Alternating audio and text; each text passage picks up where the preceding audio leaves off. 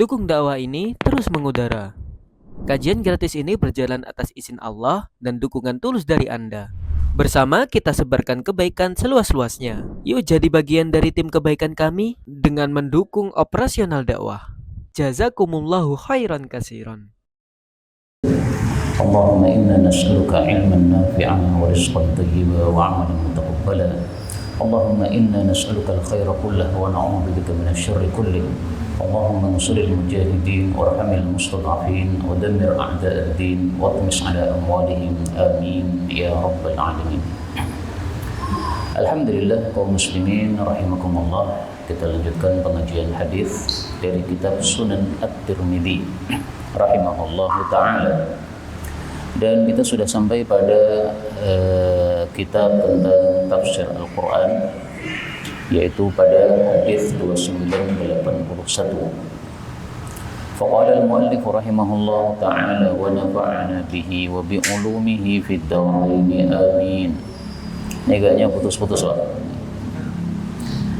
Dari Ma'qil bin Yasar radhiyallahu anhu, bahwasanya beliau itu telah menikahkan saudari perempuannya dengan seorang laki-laki dari kalangan muslimin di masa Rasulullah sallallahu alaihi wasallam. Maka si perempuan itu berada di hadapannya maka selama beberapa lama. Kemudian dia mentalaknya dengan satu kali talak, dan dia tidak rujuk kepadanya sampai habis masa iddah. Lalu dia masih cinta kepadanya, dan si perempuan pun juga cinta kepadanya. Lalu dia pun melamarnya bersama pelamar-pelamar yang lain. Maka Ma'qil berkata kepada adik iparnya tadi, atau mantan adik iparnya tadi, "Ya Luka, wahai orang rendah, saya sudah muliakan kamu dengan adikku, sudah saya nikahkan kamu dengannya, kamu malah mentalaknya. Demi Allah, dia tidak akan kembali kepadamu selama-lamanya. Ini adalah terakhir kamu bersama dia." Kemudian perawi mengatakan, lalu Allah Subhanahu wa taala mengetahui hajatnya kepada si perempuan dan mengetahui hajatnya si perempuan kepada suaminya.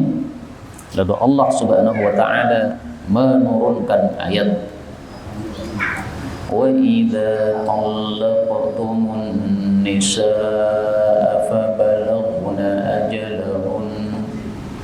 Dan apabila kalian mentalak para wanita lalu mereka sudah mendekati masa iddahnya, silakan dirujuk kalau mau rujuk, kalau tidak ya sudah. Sampai pada ayat wa antum la ta'lamun. Ini surat Al-Baqarah ayat 231. Nah, kalau di sini kok 216 Pak. Nah, ini salah maksudnya.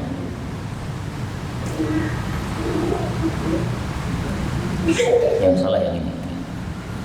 Falamma maka tatkala sami'aha Ma'qil mendengar ayat ini, maka dia mengatakan, sam'an li rabbi wa ta'ah, saya mendengar kepada Allah dan saya taat kepada Allah. Kemudian Ma'qil memanggil adik iparnya dan mengatakan, saya akan menikahkan kamu, yaitu dengan adikku, dan saya akan memuliakan kamu. Ini hadis derajatnya sahih. Jadi ringkasnya, seorang suami istri kalau sudah bertalak atau bercerai boleh rujuk lagi, masih boleh rujuk sampai talak yang ketiga. Kalau sudah talak ketiga maka tidak bisa rujuk kecuali ada dua persyaratan yang harus dipenuhi. Persyaratan pertama, dia sudah nikah dengan laki-laki yang lain. Persyaratan kedua, dia sudah dicimak oleh laki-laki lain tersebut lalu dicerai juga. Dan hadis ini menunjukkan taatnya para sahabat kepada Allah. Begitu turun ayat langsung sam'an wa ta'ah, mendengar dan taat. Karena kalau tidak mendengar kepada Allah dan tidak taat kepada Allah Subhanahu wa taala, maka pasti kita akan tersesat. Sebagaimana disebutkan dalam Al-Qur'an, wa in tuti'uhu tahtadu. Kalau kalian taat kepada Nabi atau taat kepada Allah Subhanahu wa taala, niscaya kalian akan mendapatkan petunjuk. Ini surat An-Nur ayat 54. Nah, maka begitu mendengar ayat langsung sam'an wa ta'atan. Kami mendengar, kami mentaati. Kemudian di sini dijelaskan oleh Imam Tirmidzi bahwasanya di dalam hadis ini ada dalil bahwasanya tidak boleh menikah tanpa wali. Karena saudarinya Ma'qil bin Yasar seorang janda, seandainya urusan nikah itu dipegang oleh dirinya tanpa perlu wali, seandainya, niscaya dia akan menikahkan dirinya kepada mantan suaminya dan tidak perlu kepada walinya, yaitu Ma'qil bin Yasar.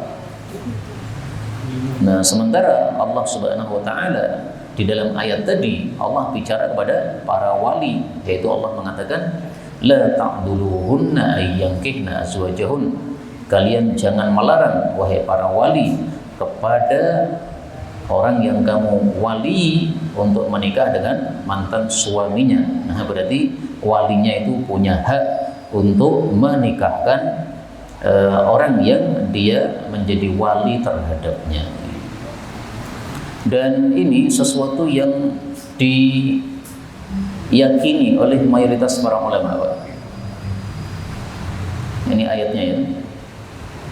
Fala ta'duluhunna ayyankihna azwajahun. Jangan mencegah perempuan-perempuan untuk menikahi mantan suami. Nah, maka azwaj di sini bukan suami tapi mantan suami. Maka dalam ayat ini ada dalil bahwasanya urusan nikah itu dipegang oleh wali ma'a ridhahunna, disertai dengan ridhonya si janda. Dan ini pendapat mayoritas ulama yang diselisih oleh madhab Hanafi. Kalau madhab Hanafi, janda itu bisa menikahkan dirinya sendiri, Pak. Jadi janda sudah cerai atau sudah ditinggal mati suaminya, dia mau nikah itu tidak perlu panggil wali, langsung dia bilang kepada laki-laki yang dia senang kepadanya, saya nikahkan diriku dengan kamu, itu sudah sah menurut mazhab Hanafi.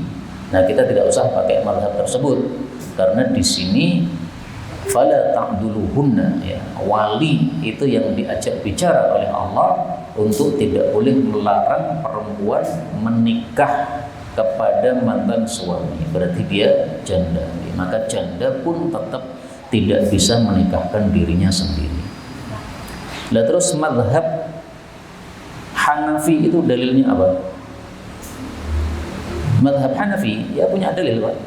Karena setiap pendapat para ulama ya ada dalil.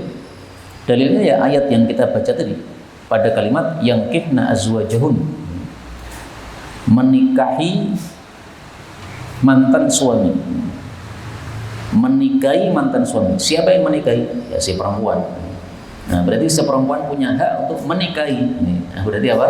Dia bisa menikahkan dirinya sendiri. Nah, sehingga ringkasnya kalau jumhur itu berdasarkan awalnya ayat la ta'duluhun, tapi kalau madhab Hanafi berdasarkan akhirnya ayat yaitu yang kihna azwajahun. Jelas nih. Jadi satu ayat bisa diambil dua pendapat. Kalau ikut kalimat pertama maka muncul pendapat yang sesuai jumhur. Kalau ikut kalimat kedua atau bagian kedua maka berarti sesuai dengan madhab Hanafi. Tapi jangan pakai pendapat mazhab Hanafi di sini karena menyelisih mayoritas para ulama. Dan kita punya kaidah, Pak.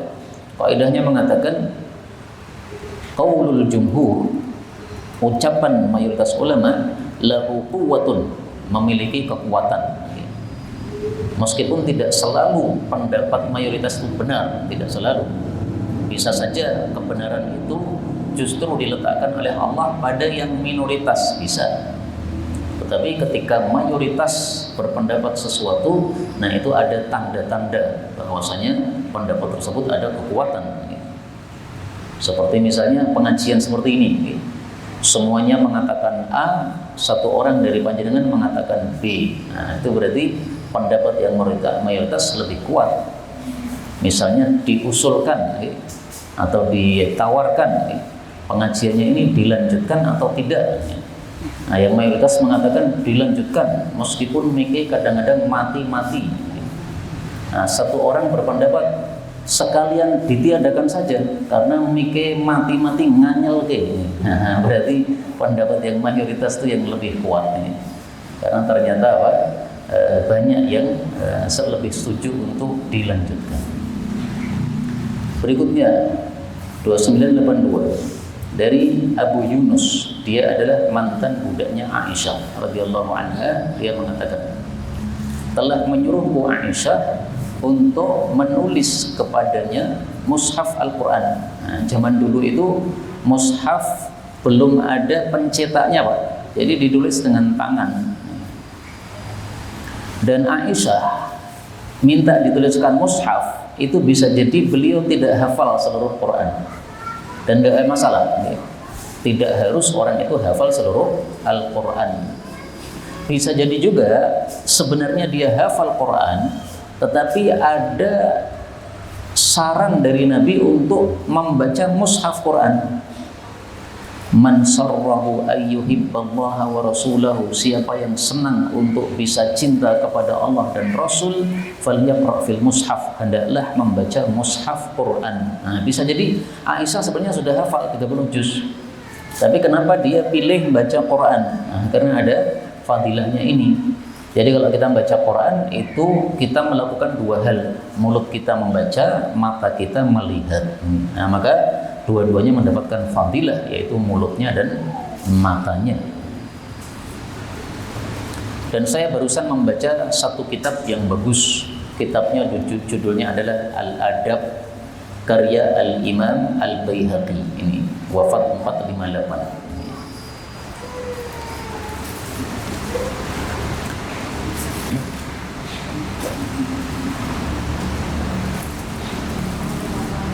Yang berkaitan dengan apa yang saya sampaikan tadi.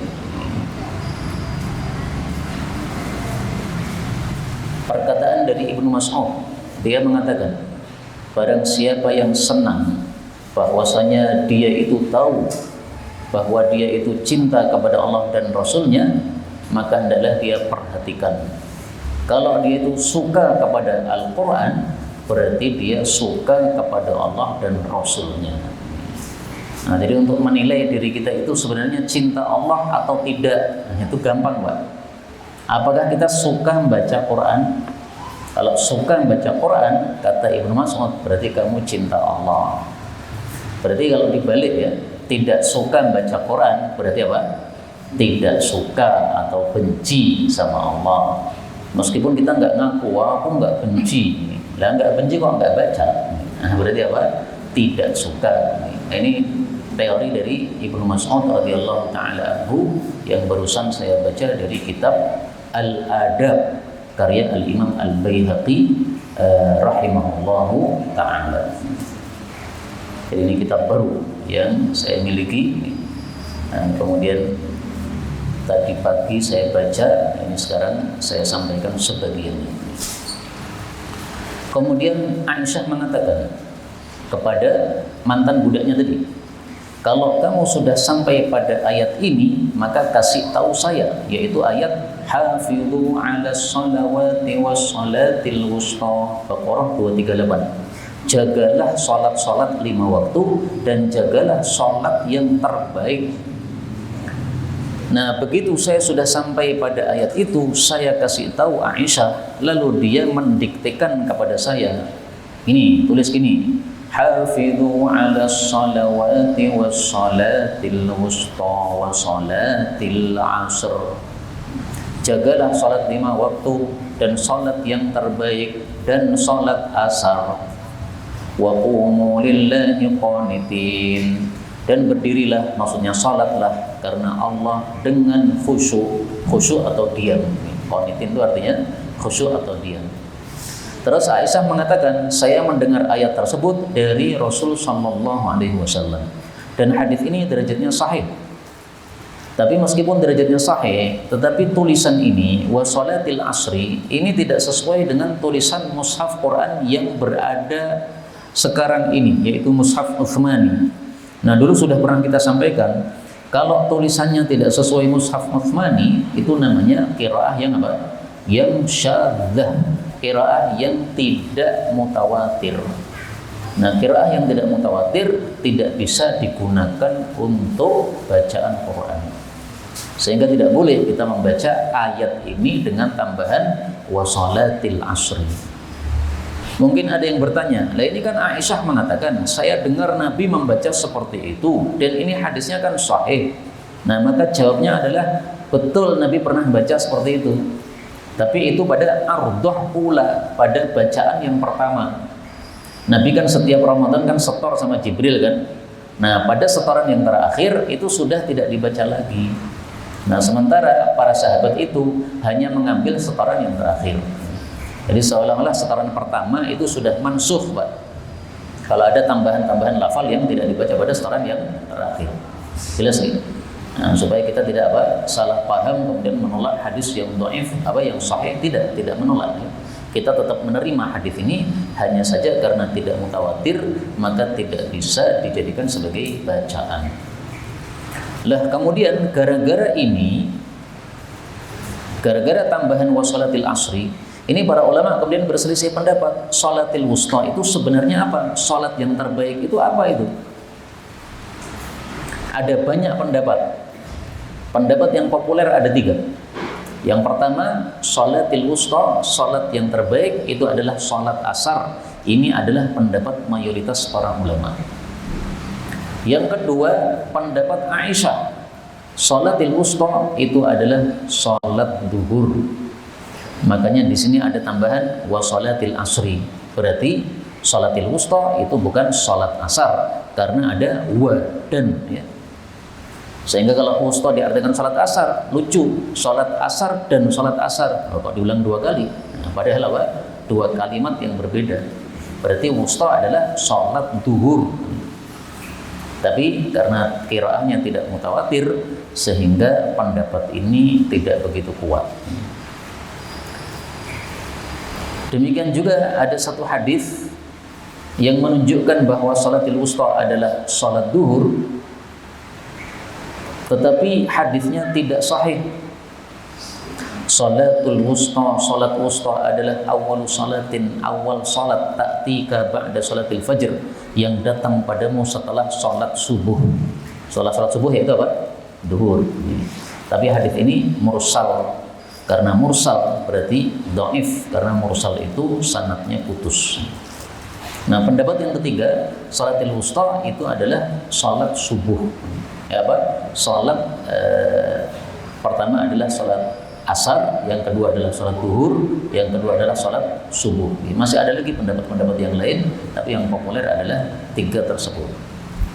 Nah, sekarang kenapa mayoritas ulama berpendapat salatil wusta adalah salat asar? Dalilnya hadis-hadis berikutnya, 2983 dari Hasan Al-Basri, dari Samurah bin Jundab radhiyallahu anhu, bahwasanya Nabi sallallahu alaihi wasallam bersabda, salatul wusta, salat terbaik itu adalah salatul asri, salat asar. Nah, sekarang muncul pertanyaan, kenapa Allah mengatakan hafidhu 'alas salawati wassalatil wusta? Jagalah salat 5 waktu, terutama salat asar. Kenapa terutama salat asar? Karena banyak orang lalai pada salat asar. Masih sibuk kerja, yang di sawah masih di sawah, nanggung ninggalkan. Yang buka warung masih laris, nanggung ninggalkan. Yang di pasar masih laris, nanggung ninggalkan. Bacot keringetan, sehingga dilanjutkan, akhirnya sholat asarnya terlewat, tidak terjaga waktunya. Nah, maka dikhususkan sholat asar ini karena banyak yang melalaikannya. Dan ada hadis yang menguatkan makna yang sudah saya sampaikan ini, yaitu sabda Nabi SAW, alladzi tafutuhu salatul asri, orang yang kelewatan salat asarnya waktunya sudah habis baru dia salat, ka'annama wutira ahlahu wa malah, seolah-olah dia kehilangan keluarga dan hartanya, maksudnya rugi besar. istrimu mati, anakmu mati, hartamu habis, nah, maka rugi sekali. Itu kalau kita kelewatan sholat asar sampai habis waktu atau sampai matahari kuning. Nah, maka karena banyak yang melanggar itulah atau yang melalaikan itulah kemudian muncul ayat tersebut. Jadi sholat asar dikhususkan, disebutkan, bukan berarti sholat yang lain tidak perlu dijaga, tapi sholat asar itu banyak yang melalaikan. Nah, hadis ini derajatnya apa? Kata Imam Tirmidzi sahih. Tapi di sini saya kasih garis bawah, Pak. Garis bawah dalam kitab saya ini tanda bahwa ini masalah diperselisihkan oleh para ulama. Ada 3 pendapat. Apakah Hasan ini mendengar dari gurunya yang bernama Samurah atau tidak? Dengan kata lain, sanadnya sambung tidak? Kata Imam Syu'bah, Hasan tidak pernah mendengar dari Samurah, berarti dhaif. Kata Imam Bukhari, dari gurunya namanya Ibnul Madini, Hasan mendengar dari Samurah, berarti sanadnya sambung. Nah, Imam Tirmidzi ini muridnya Imam Bukhari, sehingga dia mengikuti pendapatnya gurunya, yaitu Imam Bukhari. Dan Imam Bukhari mengikuti pendapatnya gurunya, yaitu Ibnul Madini. Jadi kalau murid mengikuti pendapat gurunya itu dimaklumi, Pak. Nah, sehingga ketika saya banyak sama pendapat saya dengan guru saya atau guru-guru saya, ya dimaklumi. Misalnya mayoritas ulama berpendapat wanita haid tidak boleh baca Quran, tapi saya mengikuti pendapat yang membolehkan, maklumi saja. Kenapa? Karena saya ketemu guru-guru yang berpendapat seperti itu. Dengan sebab alasannya hadis-hadis yang melarang dhaif semua. Nah, berarti kembali ke hukum asal, yaitu boleh, tidak ada larangan. Pendapat yang ketiga, bahwasanya Hasan dari Samurah ini hanya mendengar satu hadis, yaitu hadis tentang atiqah. Tapi kalau hadis yang lain seperti hadis tentang sholatul wusta, nah ini dia tidak pernah mendengar, berarti sanadnya putus. Kalau sanadnya putus, hadisnya dhaif. Nah, di sini Imam Tirmidzi mengatakan sahih karena dia mengikuti pendapat gurunya, yaitu Imam Bukhari, dan Imam Bukhari mengikuti pendapat gurunya, yaitu Ibnul Madini. Anggaplah hadis ini dhaif. Masih ada hadis lain yang sahih, Pak, yaitu hadis 2984 dari Ali radhiyallahu anhu, bahwasanya Nabi sallallahu alaihi wasallam bersabda pada perang Ahzab. Perang Ahzab itu sama dengan perang Khandaq, yaitu tahun 5 Hijriah. Allahumma ya Allah, imla, penuhilah kuburahum, kuburannya orang-orang kafir, wa buyutahum, dan rumah-rumahnya orang kafir, naron, dengan api.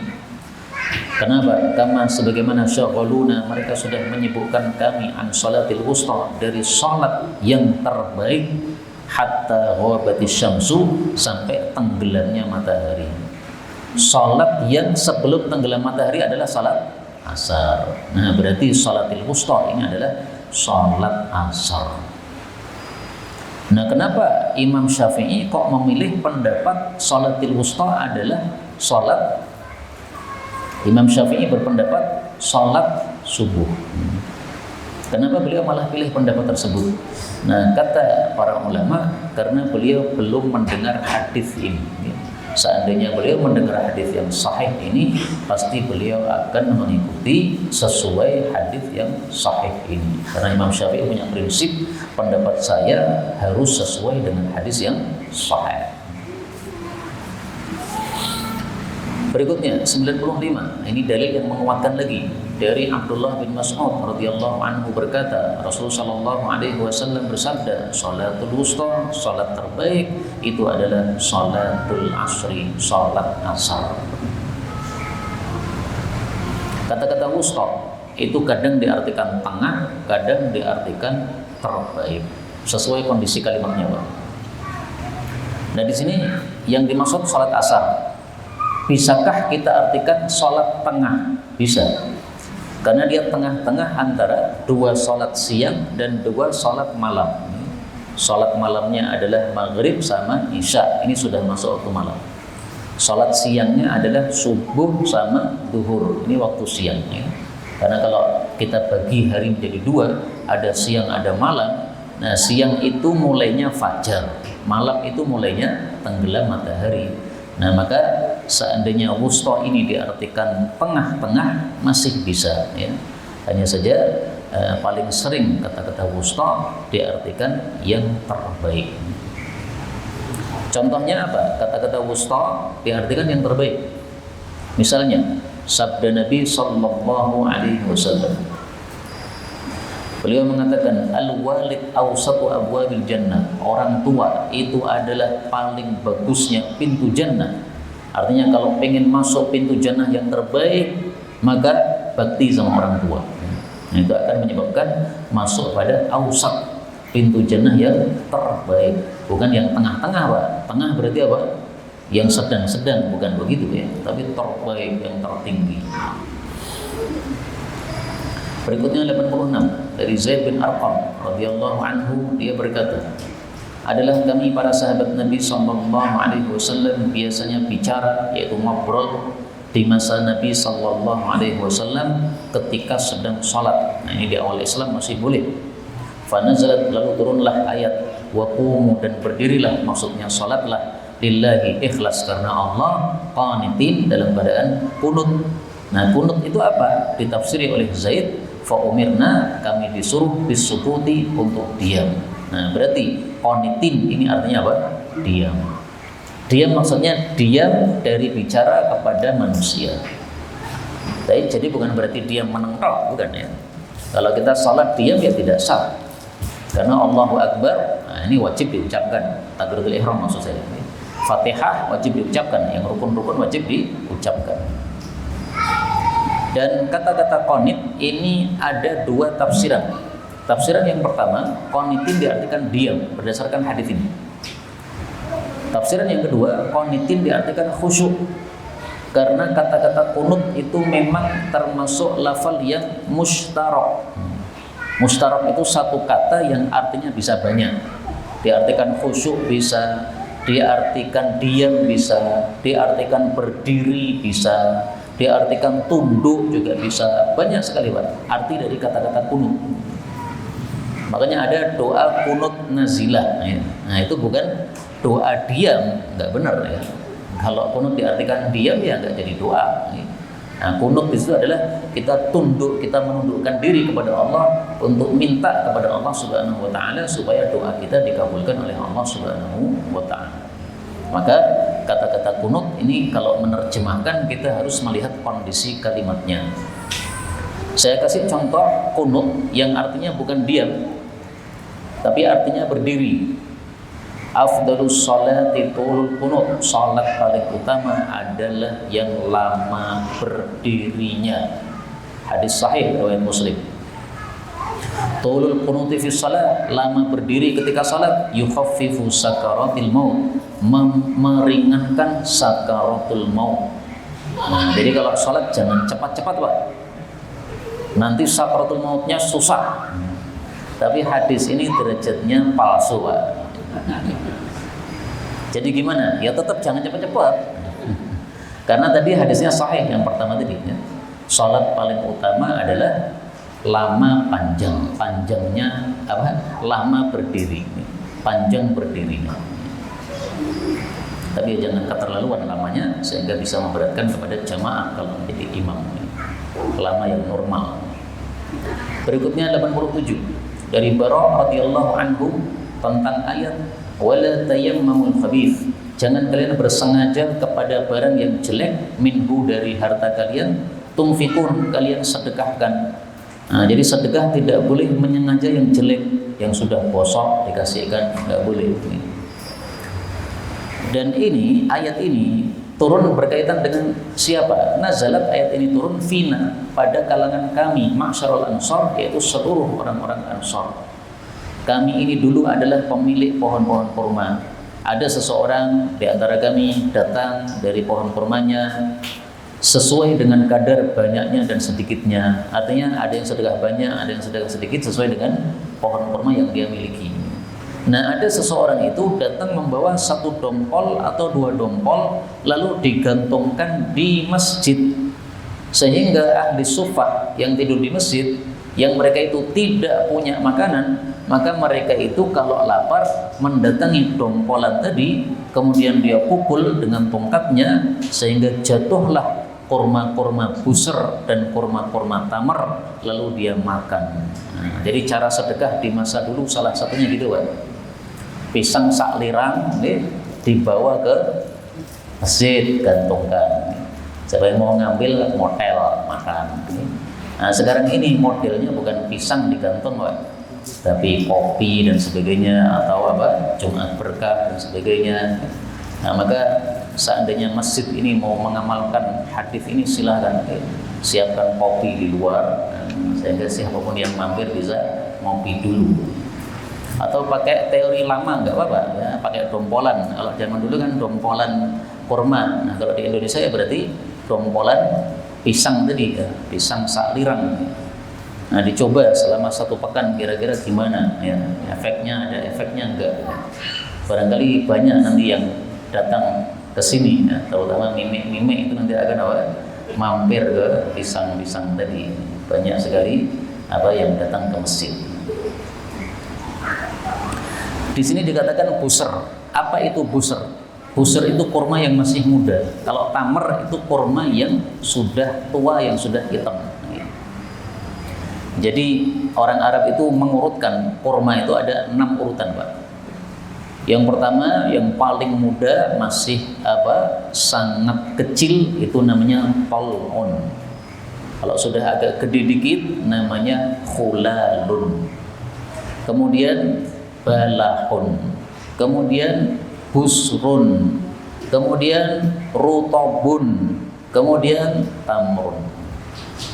Ini nggak perlu dihafalkan, Pak, karena bukan bahasa kita. Tapi maksudnya kalau kita pengen tahu makna-makna dari kata-kata yang bisa kita baca di dalam kitab-kitab Arab tentang kurma, nah inilah urutannya, ya.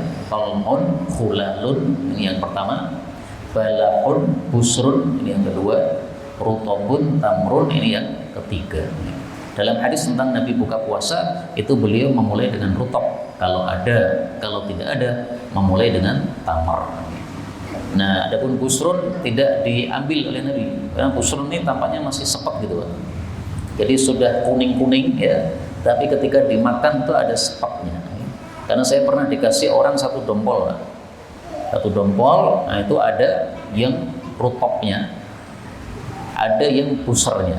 Nah, yang busernya itu ternyata kalau dimakan ya masih agak sepet-sepet dikit gitu. Kemudian ada beberapa orang dari kalangan orang-orang yang tidak menyukai kebaikan, tidak mengharapkan kebaikan. Dia datang dengan membawa dompolan yang di dalamnya ada shis. Shis itu adalah kurma yang bijinya belum keras. Artinya ini cacat. Jadi bijinya belum keras. Wal hasyafu, dan juga kurma-kurma yang jelek-jelek. Nah, berarti dia sengaja cari yang jelek-jelek.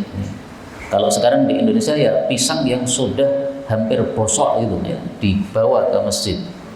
Yang dijual di warung nggak habis kan? Nah, karena nggak habis, gantungkan di masjid yang sudah hampir bosok-bosok. Ada juga yang membawa 1 dompolan yang sudah pecah, artinya ada cacatnya, lalu dia gantungkan. Nah, maka Allah pun menurunkan ayat ini. Ya ayyuhalladzina amanu, wahai orang-orang yang beriman yang menggantungkan kurma bosok-bosok di masjid. Anfiqu, infakkanlah, min thayyibati, dari barang-barang yang baik, maka sabtum, apa yang kalian usahakan, termasuk hasil kerja kita. Wa mimma akhrajna, dan apa dari apa yang kami keluarkan, lakum, bagi kalian, minal ardi, dari bumi. Nah, jadi hasil panenan bumi ya, yang baik-baik yang disedekahkan. Wala tayammamul khabith, dan janganlah kalian menyengaja yang jelek, minhu, darinya, tunfiqun, kalian infakkan. Walastum biakhidih, padahal kalian sendiri tidak mau mengambilnya kalau dikasih. Illa an tu'midu fi, kecuali kalau kalian itu mempermudah di dalamnya, nah, baru kalian mau mengambilnya. Qala, Nabi menjelaskan ayat itu. Lau anna, seandainya ahadukum, salah satu kalian, uhdiya ilaihi, dihadiahkan kepada dia, mithlu ma'ata, semisal apa yang dia berikan, yaitu yang jelek-jelek tadi, lam ya'khudhu, dia tidak akan mau mengambilnya illa ala iqmadin, kecuali atas kondisi memudahkan. Kalau dia mau mempersulit orang yang memberi dia tidak akan mau terima karena badannya jelek. Au hayain, atau dia mengambilnya karena malu saja, malu untuk nolak atau malu untuk menerima karena yang diambil adalah sesuatu yang jelek-jelek. Nah, kemudian perawi mengatakan, maka kami setelah turun ayat itu, datanglah salah satu kami dengan soleh, dengan harta yang baik yang ada pada dirinya, yang dimiliki oleh dirinya. Nah, jadi para sahabat sangat-sangat taat kepada Allah Subhanahu wa Ta'ala. Dan ini para sahabat tidak malu mengakui bahwasanya ayat ini menegur mereka. Nazalat fina, ayat ini menegur kami. Nah, nggak malu mereka. Jadi kalau orang berbuat salah, ngaku saja, nggak usah malu-malu. Memasukkan sesuatu, ngaku aja, nggak usah diperpanjang masalah. Aku salah, selesai, minta maaf, mohon maaf kalau ada yang tersinggung, ada yang terugikan, yang dirugikan diganti rugi. Kemudian mengakui kesalahan itu lebih baik daripada berkelanjutan di dalam keburukan yang kita lakukan. Dan ada satu hadis Nabi yang mirip dengan ayat ini tadi, yaitu tentang memberi makan kepada orang-orang miskin. Nabi mengatakan, la tut'imul masakin, jangan kasih makan kepada orang miskin mimma la ta'kulun, jadi sesuatu yang kalian sudah tidak mau makan, jadi yang sudah jelek, yang sudah hampir bosok, kita nggak mau dikasihkan kepada orang miskin, nggak boleh. Kalau kita tidak mau karena sesuatu, bukan karena jeleknya, nah kita kasihkan boleh, Pak. Panjenengan sudah tua, giginya sudah banyak yang rusak, tidak mau makan rengginang misalnya, karena sudah nggak bisa makan. Nah, kasihkan kepada orang yang giginya masih utuh, nggak apa-apa. Panjenengan tidak suka marning karena keras, tapi masih enak, nah dikasihkan, nggak ada masalah. Jadi orang miskin sudah susah, jangan ditambah susah dengan dikasih sesuatu yang jelek-jelek. Berikutnya hadis 88, dan ini hadisnya ada tanda dhaifnya, ya. Mungkin dhaifnya dari sisi Abul Ahwas, karena di sini dibicarakan oleh Imam Tirmidzi, kami tidak mengetahui hadis ini marfu kecuali dari jalur Abul Ahwas. Nah, biasanya ini adalah berarti ada bermasalah. Insya Allah nanti akan saya cek lagi. Ringkasnya hadis ini didhaifkan oleh para ulama. Tapi meskipun dhaif, mari kita lihat isinya benar atau tidak. Dari Ibnu Mas'ud bahwasanya Nabi SAW bersabda, inna sesungguhnya li syaitan, setan memiliki lammatan, satu bisikan ibni Adam kepada manusia, walil malaki, dan untuk malaikat lammatan juga ada bisikan. Nah, jadi kita itu dibisiki oleh malaikat dan dibisiki oleh setan. Maknanya benar atau tidak, Pak? Benar, karena ada setan namanya setan qarin, ya kan? Qarinuhu. Nah, mari kita lihat hadisnya. Dan ini hadisnya sahih riwayat Muslim. Ma minkum min ahadin, tidak ada seorang pun kecuali sudah dipasrahkan kepadanya qarinnya, temannya dari kalangan jin, dan qarinnya, temannya dari kalangan malaikat. Maka para sahabat bertanya, Anda juga ya Rasulullah? Beliau mengatakan, saya juga. Hanya saja Allah menolong saya terhadap setan atau jin saya, sehingga saya selamat, sehingga dia tidak menyuruh saya kecuali dengan kebaikan. Nah, ini khusus jinnya Nabi, Pak. Kalau jinnya kita ya tidak seperti itu. Nah, maka ringkasnya hadis ini dhaif sanadnya, tapi maknanya apa? Sahih, sesuai dengan hadis riwayat Imam Muslim dengan lafal qarinuhu, ya. Jin qarin dan malaikat qarin. Kalau yang di sini tadi dengan istilah setan dan malaikat. Terus di sini diperinci bagaimana bisikannya itu. Fa amma lamatus syaitan, adapun bisikan setan itu adalah dua. Yang pertama, i'adun bisyarri, menjanjikan keburukan. Yang kedua, takdzibun bil haqqi, mendustakan kebenaran. Contohnya apa? Contohnya kita cari dalam Al-Qur'an. Allah Subhanahu wa taala mengatakan, asyaitanu ya'idukumul faqra, setan itu membisikkan kepada kalian, menakut-nakuti kalian akan fakir kalau sedekah, dan menyuruh kalian untuk berbuat keji. Nah, termasuk berbuat keji itu adalah pelit. tidak mau mengeluarkan zakat padahal sudah sudah wajib zakat. Nah, ini termasuk dari bisikan setan. Ini contoh dari bisikan setan yang disebutkan di dalam Al-Quran. Dia nakut-nakuti kita akan fakir kalau kita bersedekah. Sekarang contohnya bisikan malaikat. Wa amma lamatul malak. Adapun bisikan malaikat juga dua, Pak. Yang pertama, i'adun bil khair, dijanjikan yang baik-baik. Yang kedua, wa tasdiqun bil haqqi, dan membenarkan kebenaran yang datang dari Allah Subhanahu wa taala. Nah, jadi perang batin ya, satunya setan, satunya malaikat. Setannya mengatakan enggak usah sedekah, nanti hartamu berkurang. Nah, malaikatnya mengatakan sedekah saja, hartamu berkurang tapi berkah. Nah, kalau berkah sehingga kekurangannya terganti dengan berkahnya. Nah, maka kalau setannya lebih kuat, akhirnya kita enggak jadi sedekah. Tapi kalau malaikatnya yang kuat, maka kita kemudian jadi bersedekah. Tidak hanya sedekah lagi, semua kebaikan semua. Ya. Salat jamaah atau tidak, nah, itu setan sama malaikatnya itu bisik-bisikan terus. Nih. Setannya mengatakan nggak usah salat jamaah, imamnya suwe salate, neng omah wae kulhu rampung, suwen salat di masjid. Nah itu adalah apa? Bisikan setan. Nah maka kata beliau, faman wajada dzalik, barang siapa yang mendapati bisikan tadi yang baik-baik, falya'lam annahu minallah, ketahuilah itu datangnya dari Allah, falyahmadillah, hendaklah memuji Allah, alhamdulillah. Wa man wajada al-ukhra, barang siapa yang mendapati bisikan yang lain yaitu yang jelek, falyata'awwadz billah, hendaklah dia berlindung kepada Allah, minasyaitonir rajim, dari setan yang terkutuk. Jadi kalau kita dibisiki setan, itu caranya apa? Ta'awud. Ini hadisnya dhaif kan ya, tapi maknanya apa? Sahih. Kita temukan hadis yang semisal.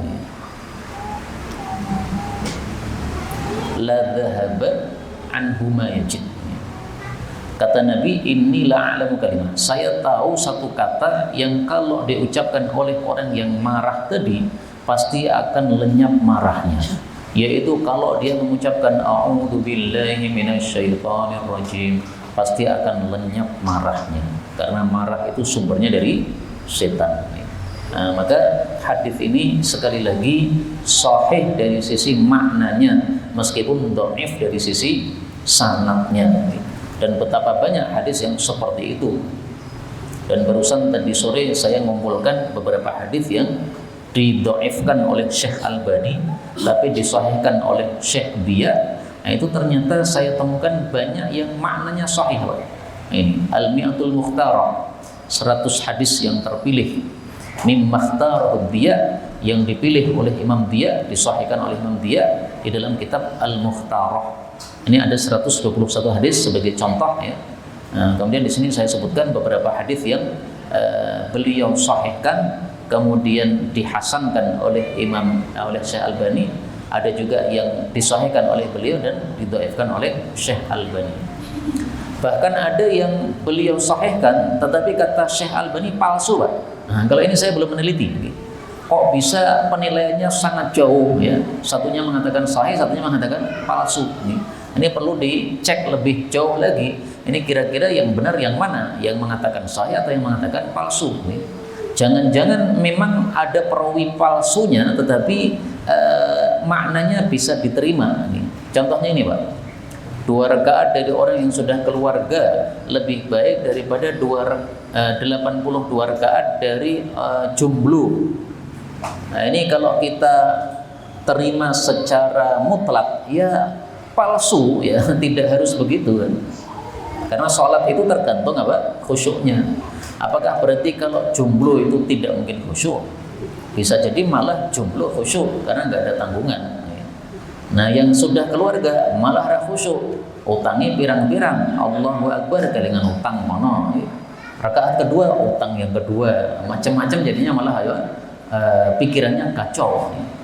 Nah, sehingga kalau dikatakan ini palsu ya memang dari kalimatnya saja sudah tidak masuk akal kalau dipahami secara mutlak. Tapi bisa juga kita pahami dengan pemahaman yang baik sehingga tidak harus isinya jelek. Nah, kembali ke hadis yang kita baca tadi ya. Ini hadisnya sahih secara makna meskipun dhaif secara sanadnya. Kemudian Nabi Shallallahu Alaihi Wasallam membaca ayat. Ini ayat yang menguatkan sabda beliau tadi. Asyaitanu ya'idukumul faqra wa ya'murukum bil fahsya. Setan menakut-nakuti kalian fakir kalau sedekah dan menyuruh kalian untuk berbuat keji. Termasuk keji adalah apa? Adalah bakhil tadi. Nah, di sini ya'idu dalam bahasa Arab, ya'idu itu seringnya diartikan menjanjikan. Tapi di dalam ayat ini ya'idu oleh para ulama diartikan yukhawwifu, menakut-nakuti. Kenapa? Karena kata-kata menjanjikan itu biasanya untuk yang baik-baik, Pak. Lah kalau ini kan dijanjikan fakir ini kan nggak cocok. Nah, karena fakir sesuatu yang tidak disukai oleh manusia. Nah, berarti ya'idu artinya apa? Menakut-nakuti akan fakir kalau bersedekah. Itulah makna dari ayat ini. Ini yang dapat kita bicarakan pada pertemuan kali ini. Betulnya dari Allah Subhanahu wa taala. Kalaupun ada salahnya, fa astaghfirullahaladzim wa lakum walhamdulillahi rabbil alamin. Dukung dakwah ini terus mengudara. Kajian gratis ini berjalan atas izin Allah dan dukungan tulus dari Anda. Bersama kita sebarkan kebaikan seluas-luasnya. Yuk jadi bagian dari tim kebaikan kami dengan mendukung operasional dakwah. Jazakumullahu khairan katsiran.